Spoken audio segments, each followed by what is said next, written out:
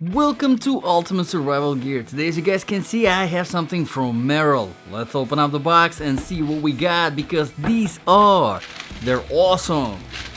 Merrell Alverstone mid-size waterproof hiking boot. Check these out. Yes, classic Merrell. I mean, you really cannot go wrong with a mid-size waterproof boot from Merrell, as long as you like the fit, which we'll talk all about later. But let's start this review by saying that I do really like this boot. They're very comfortable overall, pretty lightweight, mid-size. Like I said, it's really hard to go wrong. Decent outsole. I do have a few minor complaints about the outsole, which we'll talk about later in great detail, but overall pretty good. Currently $120 on Amazon. Excellent price in my opinion. So let's get into the main review. As some of you already know, this is not just any regular kind of review. This review is specifically for my Ultimate Survival boots section. Yes, so basically if something bad happened and maybe you were wearing these, or maybe you had them in the house and you put them on and now you're out and about, you're surviving, you're walking for miles, you're running, you're sleeping in these boots, you're fighting, you're climbing, whatever you can imagine in your survival situation, right? You're wearing these. Would they be good for your survival? Or would they get you killed? Well, how do we make the judgment? We make the judgment based on 8 different criteria.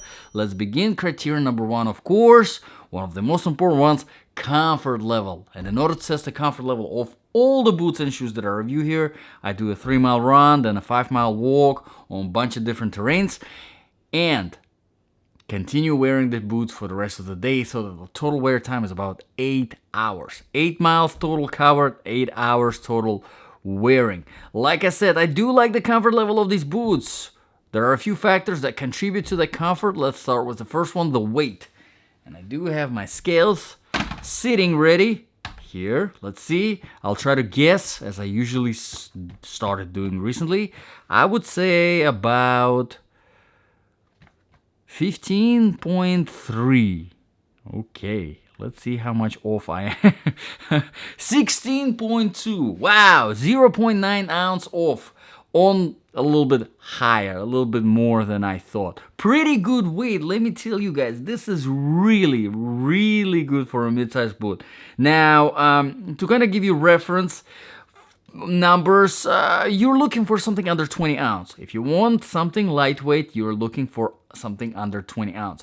The more under 20 ounce it is, the lighter it's going to be. The more over, now you're getting into a little bit of a heavyweight category. 16.2, well under 20 ounce. Very, very good, especially for a mid-sized boot, especially considering that it is waterproof and considering all the other features which we'll talk about later. Pretty good. There's another thing that contributes to the comfort level, is the flexibility of the outsole, obviously. And here, as you can see, the outsole, I mean, I wouldn't say it's floppy, it's bad. No, it's definitely nice and stiff. So for even something more technical terrain, kind of like a rocky road, you're still gonna be fine with this outsole. But as you can see, it's very nice and flexible. So if you decide to run, even if it's just on a regular hike and you're running away from, I don't know, whatever, freaking mountain lion, good luck with that. But if you are running in these, you can definitely run properly without any problems, because the outsole is actually so nice and flexible. Also, as you can see, it creases in the right spot, and there is plenty of padding, which we'll talk about later, to kind of prevent that creasing from pressing into your foot and creating that unnecessary fatigue. Let's move on to the inner sole. That's another pretty good thing about this boot, which I do like, because as you can see, it has very nice and distinct heel bed, which actually works here. It's not one of them stupid heel beds. They only look like it's a heel bed and then it's useless. Here it is actually a decent heel bed. It is a decent arch support. My only complaint about the inner sole is that there's really not much cushioning in it. I wish there was a little bit more, but it's as you can see, it's very thin, and this is the same thickness pretty much that is here. I mean, there's tiny little bit more cushioning, but but not much at all. Moving on, once you remove the inner sole, there's nothing else. It goes straight into the, well, there's some fabric, but it doesn't add any kind of impact protection. It goes straight into the midsole. So overall, if you prefer more cushioning, you might be a little bit disappointed with these boots. Now, the padding, there's padding in the tongue, there's padding in the shaft and in the heel, and then throughout the whole boot, which is I would say unique in a way, because usually you have padding here, here, here, and then there's no padding in the toe box. Here you actually do have extra padding in the toe box, which is excellent. Merrell, great job with these guys. I mean, I cannot stress enough how much difference it makes just having a little bit of extra cushioning in the toe box. I don't know why pretty much everybody else fails to add padding in the toe. I don't know, but here you have it, and it's great. Well done, Merrell. Now, I think we are done with the comfort level. Overall, they are definitely very comfortable. I do like it. They could have been better, but one thing, it's the inner sole. You can always upgrade it and get something a little bit more cushiony to your liking. So not a big deal here in my books. Okay, let's move on to the criteria number 2. Proofing and protection. Okay, like I said, these are waterproof boots. This is nothing fancy, no fancy waterproofing, just Merrell's own waterproofing, and it works fine, no big deal. Now, one thing that I wanted to point out, which I am disappointed here, and I really hope that Merrell addresses this in their whatever new version, if they ever decide to make like Alverstone 2.0 or whatever. Check this out. So you have the full shaft, right? Not the full size, but mid-size shaft, and you have about 5 inches of clearance, right? So you could have 5 inches of waterproofing clearance. So if you step into something that is 4.5 inches deep, like a puddle or whatever, or you're crossing a creek, which is very applicable because these are hiking boots after all, right? You're not gonna get wet because you still have that clearance. However, here's the problem. The gusseting of the tongue right here is only 4 inches. So Merrell wasted the whole 1 inch of waterproofing clearance for absolutely no reason, which all they had to do is just raise the gusseting, which is not a lot of fabric, it's not a lot of nothing, up to here, and it would have been a full 5 inches of waterproofing clearance. I don't know why they did it.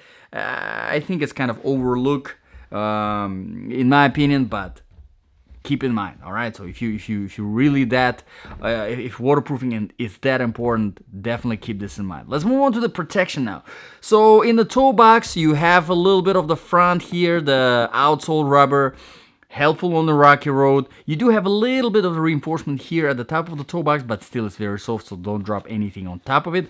Overall, throughout the whole boot, I mean, you have as much as you can possibly have. It's not much. In the shaft, obviously, you have some protection. In the ankles, a little bit of padding. Not much, but you do obviously get protection in the ankles a little bit. Something is better than nothing. And then the heel is, again, is pretty soft, as you can see. And then from the bottom, you have a decent amount of a very good quality rubber, hard rubber for the protection as well. So overall, pretty decent, I would say, for a mid-size boot. Definitely pretty decent amount of protection. Okay, done with that. Let's move on to the criteria number 3, quality and the design features. Now, quality-wise, Merrell is a fantastic brand. They know exactly what they're doing whenever it comes to the outdoor stuff, whenever it comes to hiking, really whatever you really are, doing outdoors, they got you covered, right? And you can judge by Amazon reviews too. If you go to the link, by the way, is in the description below for these boots, they have over 600 reviews, almost 5 stars, so people do like them, and I mean, you can clearly see why, because this is really, really good stuff. I mean, probably as good as it gets. If you're looking for top 10 hiking boots, Merrell is most likely going to be in the top 10 list. Either these boots or something else from Merrell, because they're just a great brand whenever it comes to the outdoors stuff. Now, whenever it comes to the design features, usually here I talk about the lacing system. Nothing crazy over here. As you can see, they didn't even bother with open hooks. Here, everything is closed, which is fine. I don't mind it that much. It's nice to have open hooks in a hiking situation, but not a big deal to me. I honestly never used the open hook. kind of the feature as a feature itself when you're going up the hill, down the hill, you know, releasing the tension or making it tighter. I never done that, but some people do. So if you are that type of person, you probably want to look for something with open hooks, which is not the case here. Okay, let's be freaking finished with that. Let's move on to the criteria number 4, outsole traction and stability. All right, so whenever I do my run and my walk, I do it on variety of surfaces. Asphalt, tarmac, sand, dry sand, wet sand, dry grass, wet grass, rocky road, concrete, trail, marble tile, rubber, rock wool, a bunch of stuff. And this outsole performs pretty good on pretty much everything, but keep one thing in mind. It is a little bit on the slippery side. Overall, it's more slick than aggressive. These grooves, in my opinion, are not aggressive enough. On the wet grass, these are a little bit slippery. Keep that in mind. So if you're crossing the creek and you're going and there's moisture, grass is wet, or rocks like boulders that are wet and slippery, this might be a little bit slippery. Now, they do perform pretty good on flat shiny surfaces like marble and tile, because there is a little bit of a slip resistance quality to these grooves. But again, slip resistance, you have to understand, it's not the same for something like wet grass that is slippery and something that is flat shiny surface that kind of needs a little bit of suction. Here there is a little bit of suction. For wet grass, that suction is pointless. For wet grass, you need something aggressive, and here there is not much aggression, so keep that in mind. Okay, done with that. Let's move on to the criteria number 5 really quickly, the temperature. Now, temperature wise, obviously you can get away with this in the winter if you implement some insulated socks, because these are waterproof and they are mid-size, so you might get away with some winter temperatures. But these are more 3-season because these are not insulated after all. But in a hot temperature, they're very nice, very breathable, which is surprising because these are waterproof. Usually waterproof boots, they're not very breathable, and these are actually pretty good.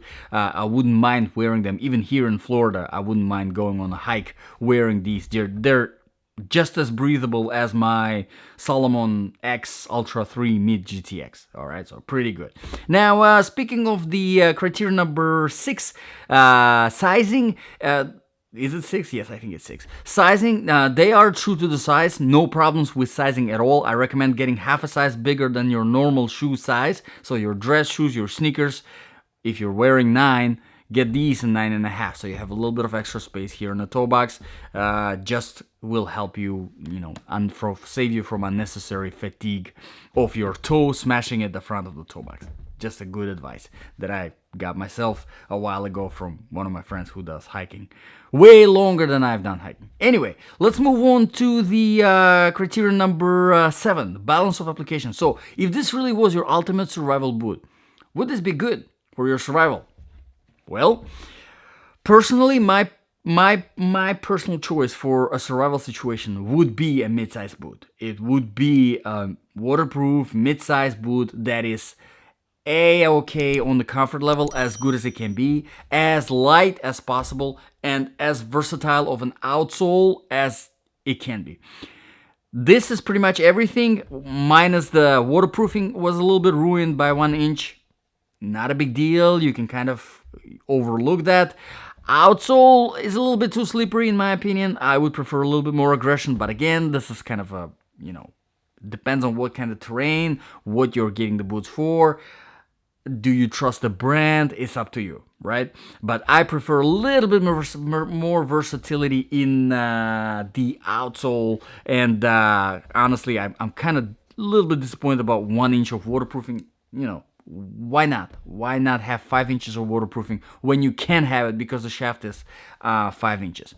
But overall, on the comfort level, on the lightness, this is fantastic. I mean, if this was my only choice for survival, I wouldn't be complaining. This is really, really good. They're comfortable and you can really cover some distance in these without any problems. The inner sole could have been better, a little bit more cushioning, but again, this is something easily replaced. This is not bad. Could have been better, but not bad at all. And the very last criterion here is criterion number 8, the price. Like I said, $120 currently on Amazon. The link is in the description below. 120 bucks, honestly, is a great price for this boot. There is some competition in that price range. Same thing from Salomon, some La Sportivas they have in that price range. What else is there? Keen would be very in the same kind of category, kind of head-to-head, toe-to-toe. So it really comes down to your brand trust. Do you trust Merrell? Do they fit you better than everything else? Because if that's the case, then you will definitely appreciate this. If you are new, if you never tried them, you can definitely check them out. I mean, why not? Like, it took me so long to find something that is perfect. So it's kind of really, it's personal, you know. Some people just La Sportiva. La Sportiva fit them better than anything else. For some people, a Salomon. For me, for example, Merrell.